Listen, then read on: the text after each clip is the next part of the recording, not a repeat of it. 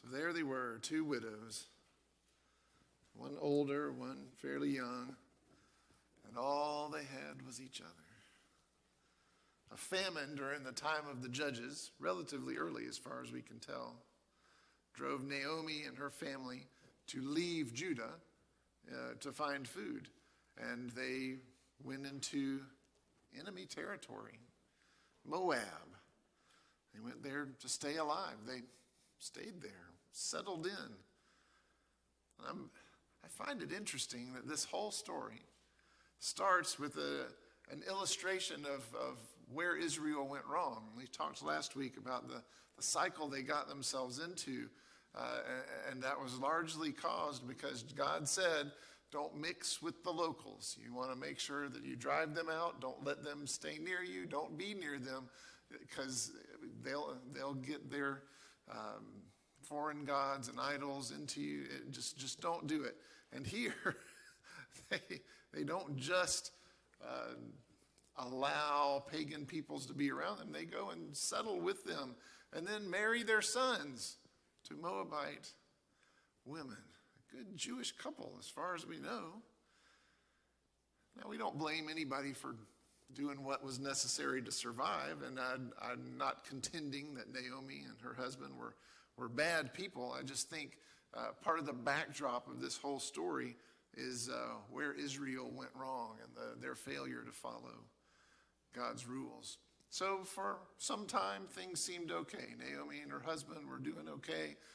The two boys apparently loved their wives, and things were fine. But then Naomi's husband dies. Then both of the sons die. And there's three women left together. And it speaks volumes about the nature of this family that both of the daughters-in-law stayed after their husbands had died. I happen to have fantastic relationship with my in-laws, but in a typical family, if something happens to that immediate connection, you don't necessarily stay with the non-blood relatives. That seems a little unusual. I can just say that safely. And of course, the two were named. It was Ruth and Orpah. You may know that Oprah was supposed to be Orpah, but her mother spelled it wrong. Did you know that?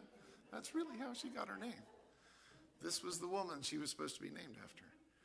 It's true. Look it up. It's on the internet. That's how I know it's true.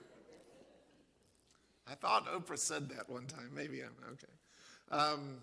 Now, we're going to spend a lot of time contextualizing what happens here because some of this stuff doesn't make any sense in our society.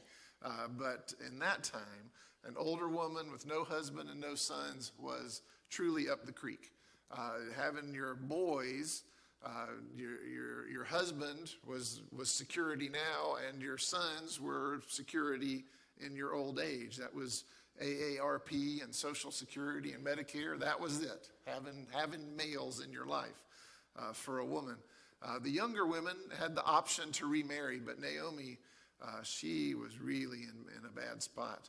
And then things were just so desperate and so bad that Naomi decided, okay, it's time to go home. This reminded me a little bit of the prodigal son. He reached the end of his rope and was just like, all right, I guess I'll just go crawling home. She was sort of crawling home. And, she just says, it's time to go back to Bethlehem. Girls, there's nothing for you here. Go back to your families. Maybe you can find a new husband and get a new start. And they protest, which again, probably, many of you would qualify as wonderful mothers-in-law, but what I hear people saying about their mothers-in-law usually does not make me think they would stick with them no matter what, especially if the son was removed from the picture. But these women, they are just like, no, we're staying with you. And she said, no, seriously, just go home. Don't do it. And so Orpah finally said goodbye and headed back. But Ruth said, I'm sticking with you to the end, no matter what. And it's hard to tell if this was just because Ruth had nothing else to go back to, or just because she felt so strongly about their bond, or perhaps some growing faith there, because one of the things she says, your people will be my people and your God will be my God. So that had to be part of what was going on. But at the very least, incredible loyalty to her mother-in-law, who she had only, being generous, probably had known each other maybe 10 years. This wasn't a long, long period of time. So anyway, they decided to journey together. But here they are, two women with nothing. No belongings, no protection. They had no real rights in that society combined. It's really dire straits here. And so when she comes home, now just yesterday was Tracy's 25th high school reunion. Some of you have done reunions recently, some with much higher numbers. But, it's funny to see people who haven't seen each other for many years. Oh, is that you? What happened to all your hair? Or, gosh, you used to be, all those kinds of kind comments. It was funny. I met one woman who's like, I've known you for years. I follow everything on Facebook. I know all about your pets and all this. I'd never laid eyes on her. It was funny because she felt like she was part of our family, the magic of the internet. So now I've actually seen her and we're friends. Anyway, but next year when I do my semi-annual Facebook thing, I'll probably look her up. But Naomi's coming into town and people are like, is that Naomi? Because remember, it hadn't been a ton of time, but some hard things had gone on. You know how life can do you, and it can really have an impact on how you look or carry yourself. And so she's coming into town. Could that be her? Oh. Who knows what other gossip passed around. Yeah, she bailed out on us, but she's coming back now. Who knows? But when she hears people calling her name, hey, it's Naomi, she's like, listen, don't even call me that anymore. Remember how important names were in this culture? They all meant something. And she's like, I have a new name now. Just call me Mara, because I am bitter. I left full and I come back empty. That's a big sentence right there. She had it all when she left. Well, a husband at least. Optimism about the future. They left because they couldn't find any food. That's interesting too. But full, I guess, in terms of relationship. She comes back with nothing, and she is sure that God has done her in, that God has taken everything from her, punished her in some way. And she's just not feeling it. I'm bitter, so just call me bitter. Call me bitter. That fits better than my given name. And I wonder, if you've ever felt like Naomi did in that moment. Where maybe you didn't go around and tell people you had a new name, but you just thought, I am empty. I'm bitter. I'm angry about this. And I will assure you, it is okay to be angry at God. You don't want to wallow there, but it's normal. But we've all probably had at least a few moments when we just felt like, what point is there now? Everything's been taken from me. I just don't have anything in the gas tank anymore. Maybe you've had those moments where you felt like it took all your energy just to not burst into screams in the middle of whatever was going on. Maybe you felt like just getting up and getting dressed was a Herculean task. Maybe you felt like one more bad surprise and you would literally just fall apart. Maybe you felt that. This hearing Naomi talk and just thinking about her situation reminded me of The Grapes of Wrath, which was one of the rare books during school that I read and remembered something about. But the Grapes of Wrath takes place during the Dust Bowl, and so these farming families are watching their livelihood dry up and blow away. before their eyes. My grandfather grew up in Kansas during the Dust Bowl. He was one of the kids whose job it was to walk along the side of the road so that the car didn't go into the ditch, because you couldn't see well enough to know where the road went. Anyway, there's this awesome, it's right at the beginning of the novel, so you can read the first chapter and get this and not have to mess with the rest. But they get up and the crops are ruined. Most of their topsoil is gone. And this, even as a young man, I was probably a teenager when I read this. It's still, even though I hadn't experienced much of life, this really hit me. And it says the women watched their husbands to see if the men would break. The women never worried about breaking. They were going to take care of business. They needed to know that the men were not going to break.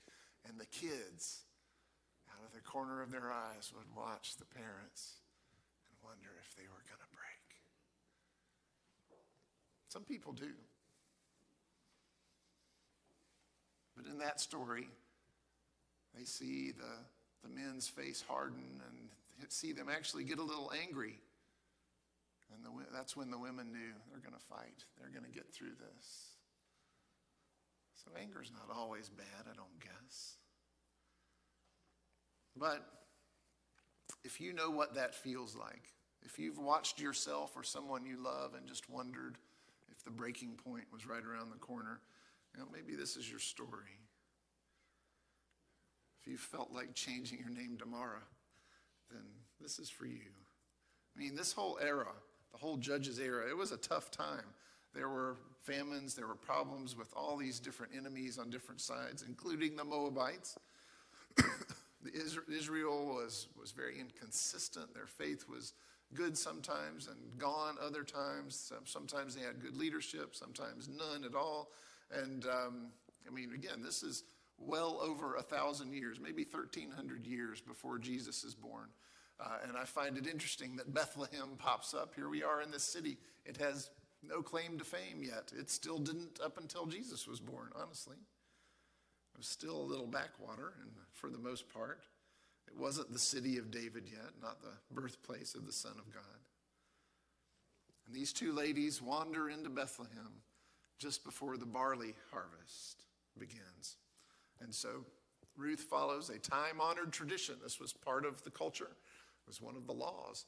Of course, they didn't have big machines. They would chop down their stalks the old-fashioned way and gather them up. And there were always things that were dropped, and they were not allowed to go back and pick up everything. You left that for the poor people. And so Ruth joined the other poverty-stricken folks and went around. Can you just imagine your back, picking up, at best a handful, but probably a few stalks at a time. And, you get the stalk, and then there's the little pieces of wheat, actually. So that's a lot of work for a little, I'm just saying. It's hard work. Hard on the back, to be sure. And Ruth just picks a field. She's out there working just like anybody else. And she catches the eye of the owner. Now, she doesn't know, nor does he know, they're related. Her father-in-law is from the same clan as Boaz. There's a small town for you, right? And he sees her, and as far as we can tell, it doesn't seem like he all of a sudden has hearts in his eyes and is, floating around. He sees a hardworking, struggling, single woman, and he has mercy on her. She's a foreigner, an outsider. Probably a lot of people, even the poor people, probably avoided her. And he shows her kindness. He tells his guys to look out for her. He's like, stay in my field so that the people who work for me can kind of keep an eye on you. He's very kind to her, and he praises her for her faithfulness, and even kind of pronounces a blessing over her. And she said, this is verse 10. At this, she bowed down with her face to the ground, and she asked him, why have I found such favor in your eyes that you notice me? Notice me. Not that you're kind to me, that you did nice things to me, that you noticed me, a foreigner. And Boaz replied, I've been told all about what you have done for your mother-in-law since the death of your husband, how you left your father and mother and your homeland and came to live with a people you did not know before. He saw noble character and faithfulness and loyalty. And that impressed him. May the Lord repay you for what you have done. May you be richly rewarded by the Lord, the God of Israel, under whose wings you have come to take refuge. And you remember when Ruth looked at Naomi and said, where you go, I'll go. Your people, your God, my God. But it may not have been obvious then, but at some level, rather than putting her trust in her people and the Moabite idols, she put her trust in the people of God and God himself. And what was funny to me as I'm reading what other people say about this book, I listened to a few other sermons, and most of them started with all this flowery stuff about, the greatest love story, and oh, so sweet, all the romance. And I read it, and I didn't see any romance at all. Not any. I mean, yes, there was a nice outfit and perfume. That's about it. That was just so she didn't smell like a barley field.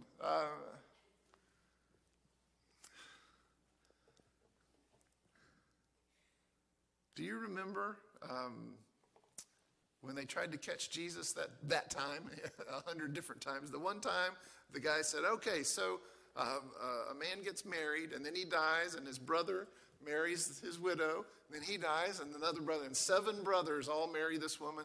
Whose wife is she in the afterlife? Well, that seemed like a really obtuse question, but that question was touching on the idea that is central to this whole story, and that's the idea of the kinsman redeemer. Some translations say guardian, but kinsman just rolls off the tongue better. It's the kinsman redeemer.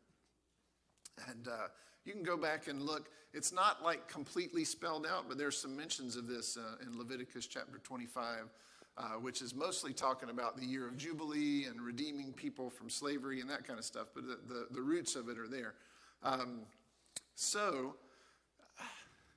the one hand, some people look and see a love story. Some people look and think, are you kidding? Were women really bought and sold like that? And the answer is yes. And it seems, just incredibly paternalistic. But in this culture, nothing was more important than family, and specifically your family line, your family name, your lineage. There is nothing more important than that. So if your brother died, you had no choice but to carry on the line, because the firstborn, that was the only one that really counted. You had to make sure that you filled in. That was how their culture worked. There was nothing more important than that. There was no personal choice or chemistry or attraction, just not part of the formula. It wasn't there. If there's not a brother, then it goes to the next of kin, and that's where that kinsman redeemer is. Clearly a woman without a man was kind of helpless, and so this was the safety net. If there were no brothers, there was somebody who was related, and they were responsible to carry on that line and to redeem their debts or what have you. So Ruth comes home and is like, this was just the neatest thing. And she came home with roughly 30 pounds of grain. I mean, just kind of try to picture that. And you'd have to do an awful lot of gleaning to get that much. So Boaz had been really, really kind to her. And she says, it was this guy named Boaz. And Naomi's little mother-in-law mind starts spinning. She says, oh, he's a relative. He's from my husband's clan. This could really be something. And so then she advises Ruth to do something that does not translate at all in our society. So I'm going on record. I'm saying this for the video and for anyone. It is not okay for young women to arrange for the guy they like to wake up and see her next to them. That's just not how we do things, okay?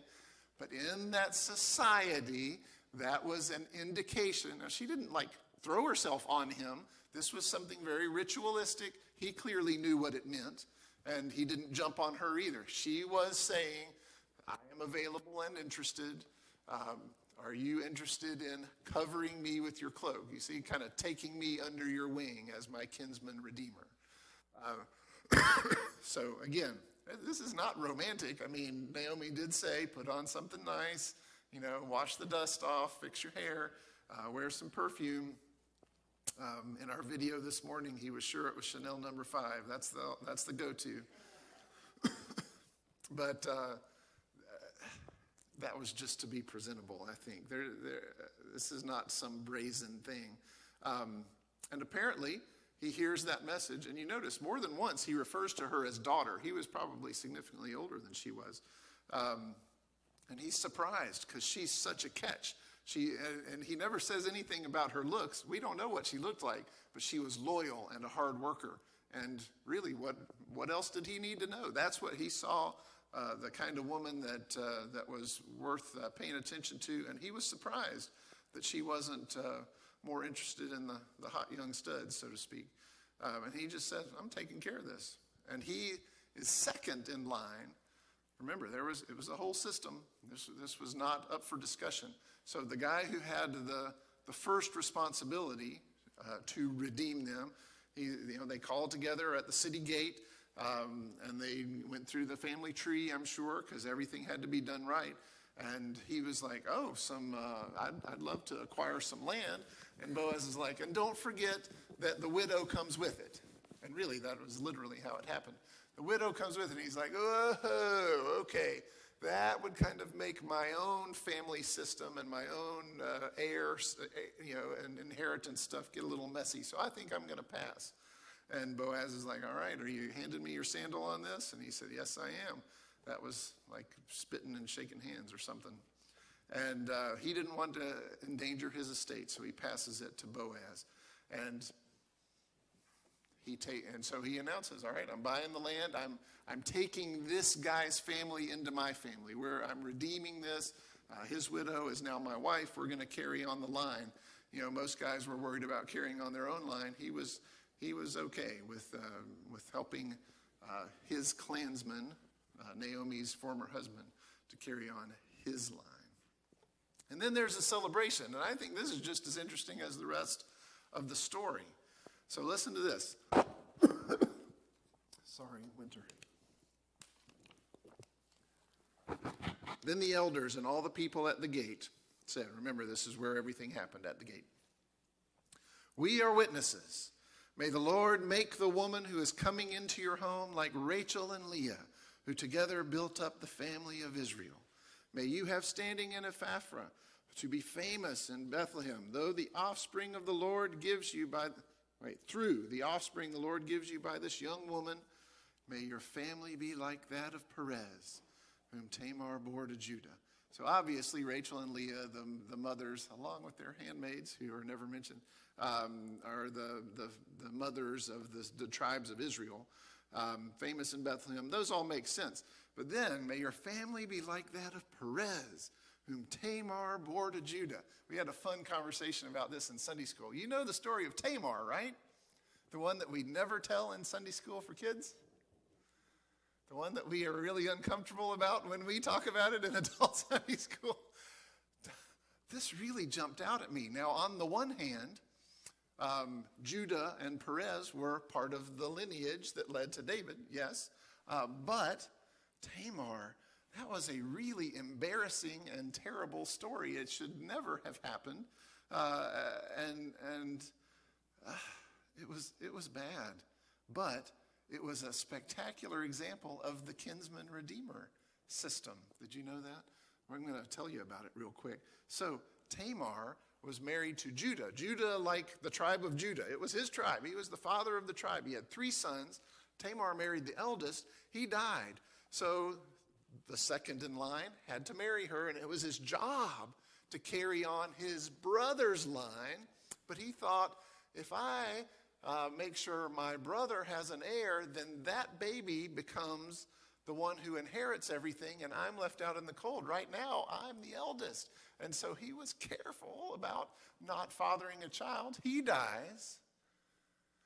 And then Judah withheld his 3rd son. He would not marry his 3rd son to Tamar. So she went out and pretended to be a shrine prostitute by the side of the road. How did she know this would work on her father-in-law?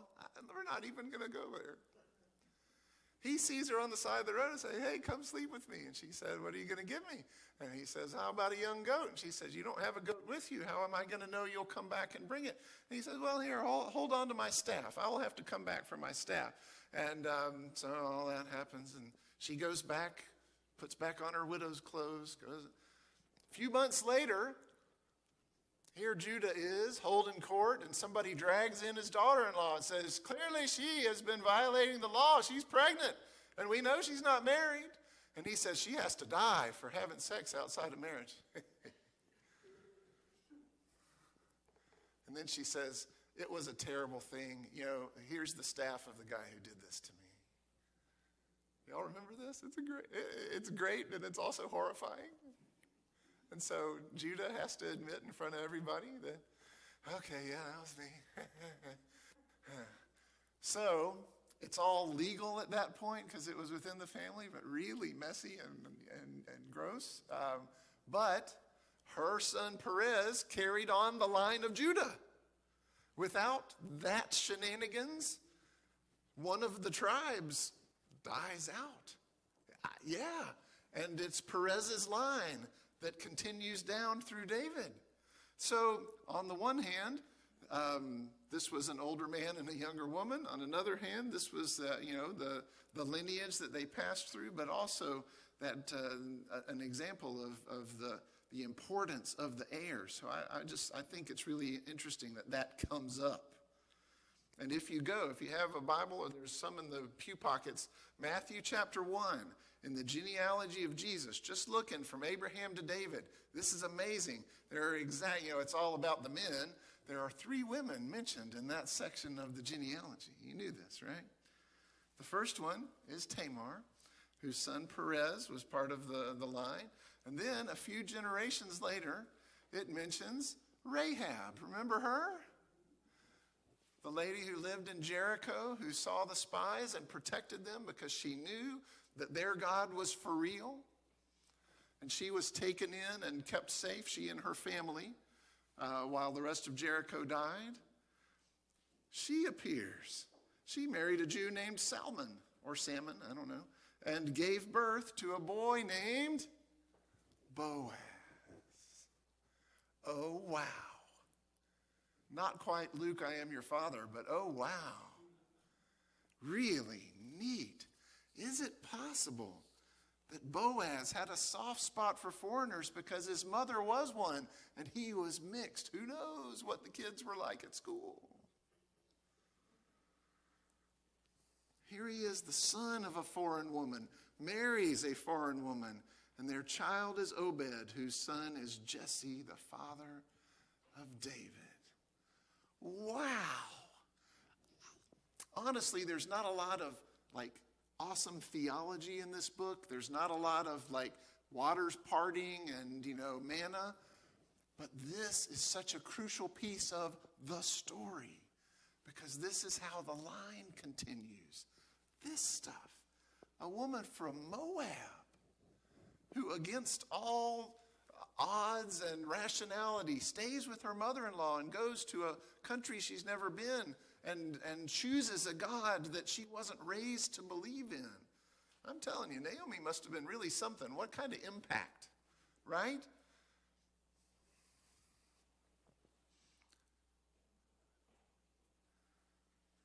And so, forgive me for chasing those.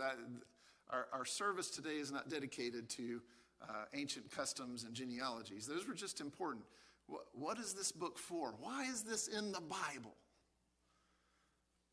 First of all, casting your lot with God's people and casting your lot with God, always a good bet. That's clearly one of the things we can see here. Your people will be my people. Your God will be my God. Faithfulness and loyalty are virtues that are lifted up by this story. And the women in town, once Naomi had a son, remember it was actually Ruth's son, but once she had a son, once her line was reestablished and she was herself again, they're like, Ruth's worth 7 sons to you. I can't even translate that into our language and our society. I can't. I don't have a word for that, a comparison for that. She's worth 7 sons. Boaz was impressed not by how gorgeous she was, but by her loyalty, by her integrity, by her hard work, her faithfulness. It was her reputation for sticking by her mother-in-law that got people's attention. And I think it's important that Ruth didn't stay in mourning mode. I'm not sure how Naomi's story arc went. Clearly it ended well, but not really because of her personal experiences. But Ruth could have stayed in the black dress and just sat with Naomi and wept and been bitter. But what did she do? She put on her working clothes and she rolled up her sleeves, right? And she got out there and she did what needed to be done. Not fun, not glamorous, but she kept putting one foot in front of the other. She put herself out there. Not put herself out there like in the dating pool. I mean, she took a personal risk. You notice more than once they say, oh, it wouldn't be safe for a woman to be out by herself, especially a foreigner. You know, people sometimes just grab foreigners and beat them up or do awful things. She took risks. She put herself out there, and she ended up in the right field at the right time, where she was supposed to be when her kinsman redeemer arrived. You know, unfortunately, none of us is going to have to marry a sister or brother-in-law. I'm glad that we don't carry on that tradition. But we can all relate to the idea of the kinsman redeemer because we have all been adopted into a family that chose us. We didn't earn our way in. We didn't even marry our way in. But God chose us to be part of his family. And Jesus chose to cover us with his wing, to take us in. Not because we're gorgeous. Some of us are gorgeous. Not because of anything, but because of his love for us and desire to care for us. He is our safety net. No matter how awful things have gotten, how bitter we feel, how empty we feel, how much we've lost, Jesus can redeem us and bring us back. He can pull us out of the depths of despair. He can turn bitter things sweet. He can turn hardship into advantage, turn mourning into laughter. He bought us at a great price because we're worth it. So hopefully, you know, we overlook the book of Ruth a lot. It's not one that we study routinely. We don't spend a lot of time on it. But when you think of this, when the book comes up, I would just say maybe the overarching. Clearly, it's in here because it's part of the story of David and Jesus. That's definite. But I think this book teaches us that an outsider, an immigrant, a member of a culture that was an enemy of the people, an enemy. She ended up being part of something really important. She played a crucial role in God's story. I don't want us to miss that. So I think maybe we can try this. We can try, you know, on any given day, looking in the mirror and thinking, you know, I may not have a whole ton to offer, but maybe I could be part of something big today. Maybe I could. Because God can use anybody. If we've learned anything from the last few weeks, it's that God can use anybody. And that might include us. Even me. Could I be part of something great? And here, so that's a good start to your day. But here's the part that I think would really, really require some revolutionary thinking. What if we were just wandering around through our normal days, doing our work, doing our errands, whatever, and every person we see, whether they're friends of ours or not, whether they're our skin color or not, whether they're our social class or not, whether they're from here or there, we look at every single person and think, God could use them to do something really amazing. God could use them to bring Jesus into the world. Would that change anything? Would that make us think twice, perhaps? Maybe we'll catch a few more opportunities if we're able to remember the lessons of Ruth. We're going to have our time of commitment now. We're going to be singing hymn number 325. I'll be down front if there's anything you would like to share with me, anything on your heart, any prayer requests. Let's stand up and sing.